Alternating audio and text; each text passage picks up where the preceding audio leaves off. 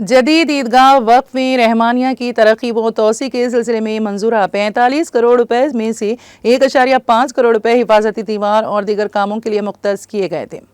महबूब नगर के मुकामी MLA M Srinivas Reddy ने इन तरक्याती कामों का संग बुनियाद रखा।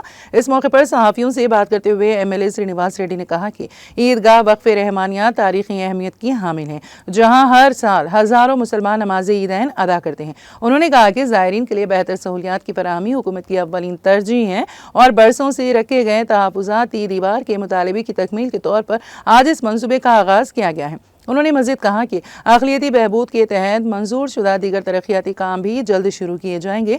मुस्लिम शादी खाने के लिए अराजी की निशानदही का अमल जारी है और बहुत जल्द शादी खाने का संग बुनियाद भी रखा जाएगा। उन्होंने बताया कि चीफ मिनिस्टर रेवंत रेड्डी के ताउन से महबूब नगर की मजमूई तरक्की के लिए मुतादिद इक़दामात किए जा रहे हैं, जिसके जरिए इंतखाबात में किए गए वादों की तकमील यकीनी बनाई जा रही है।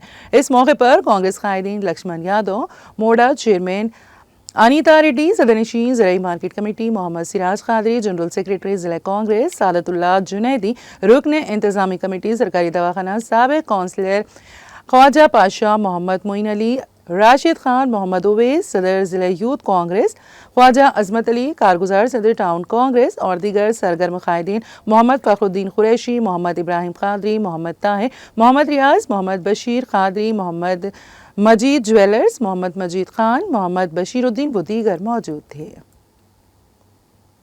ముస్లిం సోదరులు రంజాన్ బక్రీద్ మరియు మిగతా పర్వదినాలలో ఈ ఈద్గా మైదానంలోకి వచ్చి ప్రార్థనలు జరుపుకుంటారు. గత 45 సంవత్సరాల నుంచి కూడా ఈద్గా రహమానియా ఈ ప్రదేశంలో కొన్ని వేల మంది ముస్లిం సోదరులు ప్రార్థనలు చేసుకుంటూ ఉన్నారు. ఎన్నో సంవత్సరాలుగా ఈ ఈద్గాను అభివృద్ధి చేయాలని చెప్పి వాళ్ళ మనసులో కోరిక ఉండేది, కానీ గతంలో అది సాధ్యపడలేదు. మా కాంగ్రెస్ ప్రభుత్వం వచ్చిన తర్వాత ముఖ్యమంత్రి రేవంత్ రెడ్డి గారితో 45 కోట్ల రూపాయలు కేవలం మహబూబ్ నగర్ పట్టణంలో ముస్లిం సోదరుల కోసం అనేక ప్రాంతాల్లో అభివృద్ధి కార్యక్రమాల కోసం మనం కేటాయించుకోవడం జరిగింది. అందులో మొట్టమొదటగా ఈ ఈద్గాను డెవలప్ చేయాలా, ఇంకా అనేక మంది ఇక్కడికి వచ్చి ప్రార్థన చేసుకునేటట్టు వాళ్ళకి సౌకర్యాలు కల్పించాలని ఆలోచన చేసినాం. 1.5 కోటి రూపాయలు ఈ ఈద్గా రహమానియాను అభివృద్ధి చేయడానికి మనం కేటాయించుకున్నాం.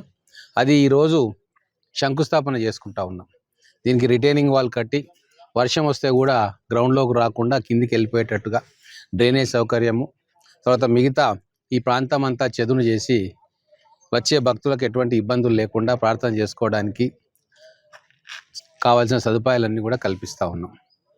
అతి తొందరలోనే మనకు ఈ రిటైనింగ్ వాల్ మిగతా కార్యక్రమం పూర్తవుతుంది.